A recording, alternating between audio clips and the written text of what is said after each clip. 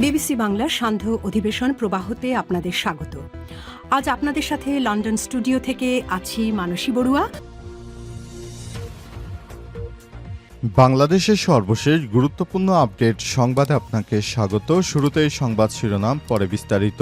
প্রথমেই জানাবো আমাদের হাতে থাকা সর্বশেষ গুরুত্বপূর্ণ সবথেকে তাজা আপডেট সংবাদ। ভোট ডাকাতির চেষ্টা হলে হাত ভেঙে দেয়া হবে। নির্বাচনে জনগণের ভালোবাসায় জয়ী হয়ে ক্ষমতায় গেলে চৌকিদারির দায়িত্ব পালন করবে বাংলাদেশ। জামাত ইসলাম আর যদি দায়িত্ব না পায় তবে দলের ভেতরে ঘাটতিগুলো পূরণ করা হবে বলে মন্তব্য করেছেন জামাতের আমির ডক্টর শফিকুর রহমান। সেই সঙ্গে তিনি হুঁশিয়ারি দিয়েছেন যে ভোট ডাকাতির চেষ্টা হলে হাত ভেঙে দেয়া হবে। এরপর জানাবো রক্তের ঋণ পরিশোধের জন্য জাতি পরবর্তী সরকারের জন্য অপেক্ষা করবে না। বাংলাদেশ জামাত ইসলামের সহকারী সেক্রেটারি জেনারেল, কেন্দ্রীয় প্রচার ও মিডিয়া বিভাগের প্রধান অ্যাডভোকেট এহসানুল মাহবুব জোয়ার বলেছেন, ২৪শে জুলাইয়ের গণঅভ্যুত্থান স্বাধীনতার পর দেশের জন্য অন্যতম সর্বোচ্চ অর্জন। তিনি বলেছেন, এই সংগ্রামে ২,০০০ ছাত্র জনতা জীবন দিয়েছেন এবং ৩০,০০০ মানুষ আহত হয়েছেন। সেই রক্তের ঋণ পরিশোধের জন্য জাতি পরবর্তী সরকারের উপর আর অপেক্ষা করবে না। এদিকে ওয়ার্ল্ড ফুড প্রোগ্রামে যোগ দিতে রোমে যাচ্ছেন প্রধান উপদেষ্টা। ওয়ার্ল্ড ফুড প্রোগ্রামের ফ্ল্যাগশিপ ইভেন্টে যোগ দিতে প্রধান উপদেষ্টা অধ্যাপক ডক্টর মোহাম্মদ ইউনূস ইতালি রোম সফরে যাচ্ছেন। প্রধান উপদেষ্টা এবং তার সফরসঙ্গীদের বহনকারী বাংলাদেশ বিমানের একটি ফ্লাইটে ১১টা ৩০ মিনিটে হজরত শাহজালাল আন্তর্জাতিক বিমানবন্দর থেকে রোমের উদ্দেশ্যে যাত্রা শুরু করবেন। এবারে জানাবো পিআর পদ্ধতিতে নির্বাচনের বিষয়টি জনগণের উপর ছেড়ে দিতে হবে বললেন আমির খসরু। পিআর পদ্ধতির পক্ষে থাকা দলগুলোর সঙ্গে সব বিষয় ঐক্যমত্য কমিশন একমত হতে পারবে না এমন মন্তব্য করে বিএনপির স্থায়ী কমিটির সদস্য আমির খসরু মাহমুদ চৌধুরী বলেছেন, পিআরের বিষয়টি জনগণের উপর ছেড়ে দিতে হবে। আজ রাজধানীতে এক সেমিনারে সব কথা বলেন তিনি। এবং সর্বশেষ জানাবো বরিশালে যুবকের ঝুলন্ত মরদেহ উদ্ধার।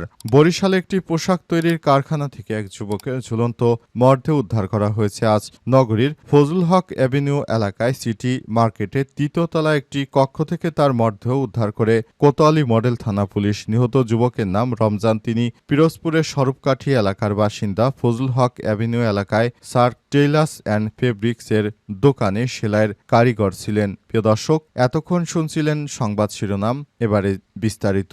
তবে তার আগে বন্ধুরা অনুরোধ থাকবে এই সংবাদটিতে একটি লাইক দিন।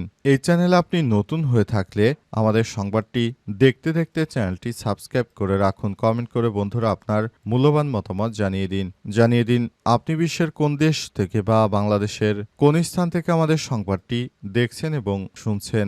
আর বন্ধুরা, এই সংবাদটি আপনার সোশ্যাল মিডিয়া ফেসবুকে শেয়ার করে বন্ধুদেরও দেখার সুযোগ করে দিন। এবারে বিস্তারিত। ভোট ডাকাতির চেষ্টা হলে হাত ভেঙে দেয়া হবে। নির্বাচনে জনগণের ভালোবাসায় জয়ী হয়ে ক্ষমতায় গেলে চৌকিদারিত্বের দায়িত্ব পালন করবে বাংলাদেশ। জামাত ইসলাম আর যদি দায়িত্ব না পায় তবে দলের ভিতরে ঘাটতিগুলো পূরণ করা হবে বলে মন্তব্য করেছেন জামাতের আমির ডক্টর শফিকুর রহমান। তিনি একই সঙ্গে হুঁশিয়ারি দিয়ে বলেছেন, ভোট ডাকাতির চেষ্টা হলে হাত ভেঙে দেয়া হবে। আজ ঢাকা ১৫ কাফরুল দক্ষিণ থানা আসনের উদ্যোগে আয়োজিত এক সুধী সমাবেশে যোগ দিয়ে জামাতের শীর্ষ এই নেতায় সব কথা বলেছেন। ডক্টর শফিকুর রহমান বলেন, নিরপেক্ষ সুষ্ঠু নির্বাচনের মাধ্যমে জনগণের ভোটেই যিনি নির্বাচিত হবেন তাকেই জামাত ইসলাম মেনে নেবে।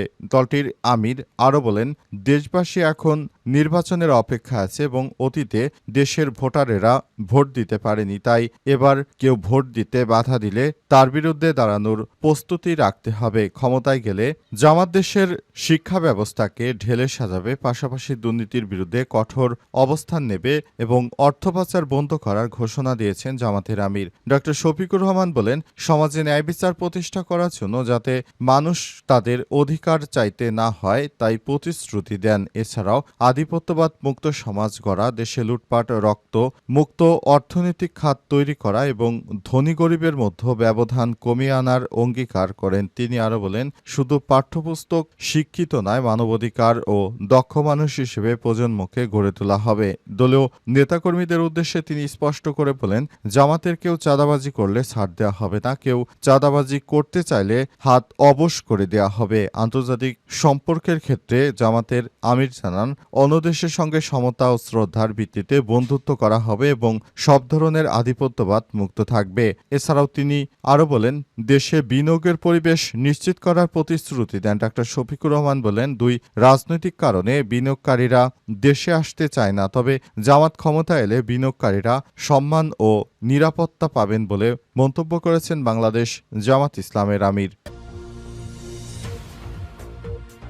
রক্তের ঋণ পরিশোধের জন্য জাতি পরবর্তী সরকারের জন্য অপেক্ষা করবে না।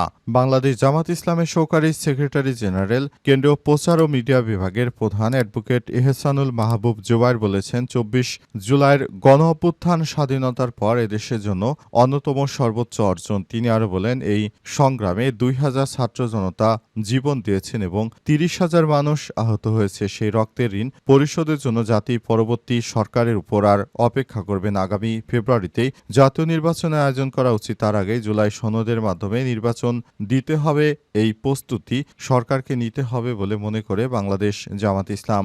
জামাত ইসলামের পক্ষ থেকে আজ বিষয়টি নিশ্চিত করার জন্য তারা সিলেট মহানগরে বিক্ষোভ মিছিল অনুষ্ঠানের আয়োজন করে। সেখানে বাংলাদেশ জামাত ইসলামের পক্ষ থেকে অন্তর্বর্তীকালীন সরকারকে একটি বার্তা দেওয়া হয়, যেন অচিরেই জুলাই সনদ বাস্তবায়ন করা হয় এবং অন্তর্বর্তীকালীন সরকার সে অনুযায়ী কাজ করেন। তা না হলে দেশের মধ্যে যে কোনো অরাজক পরিস্থিতি তৈরি হতে পারে, এমনটা জানা গেছে।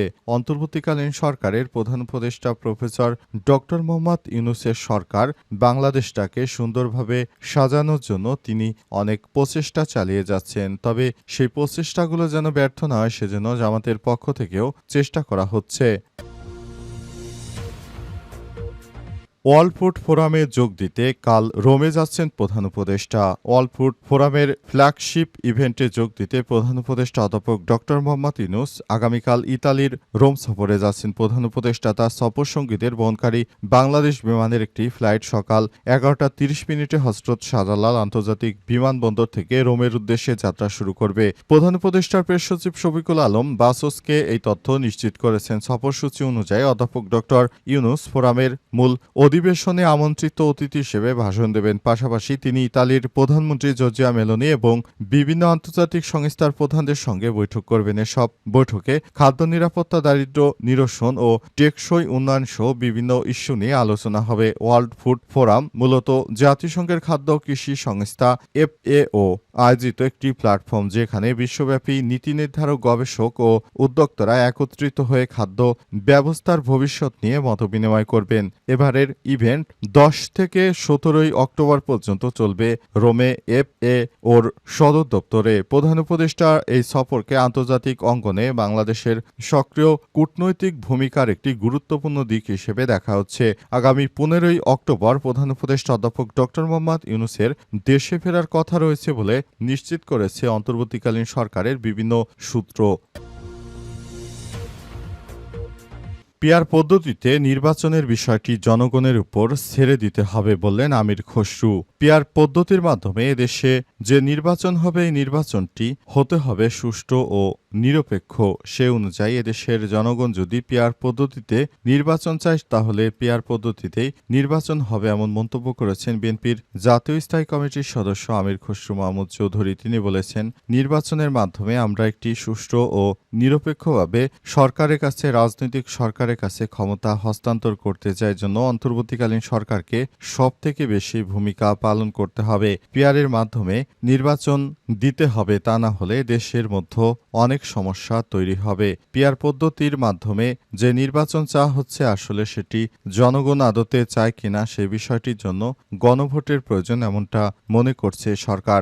ইতিমধ্যেই সরকারের পক্ষ থেকে পিআর পদ্ধতিতে নির্বাচন দেওয়ার জন্য একটি প্রস্তাবও দেওয়া হয়েছে। তবে শেষ পর্যন্ত এ বিষয়ে কতটা এগিয়ে যাবে সে বিষয়ে এখনো নিশ্চিত হয়ে কিছু বলা যাচ্ছে না। সবাই বলছে পিআর পদ্ধতির মাধ্যমে ভালো হবে, কিন্তু বিএনপি পিআর পদ্ধতির বিরোধিতা করছে। এজন্য অন্তর্বর্তীকালীন সরকারের প্রধান উপদেষ্টা প্রফেসর ডক্টর মোহাম্মদ ইউনূসের সরকার এই সিস্টেমগুলো তিনি ঠিকভাবে কাজে লাগানোর জন্য সব কথা বলছেন।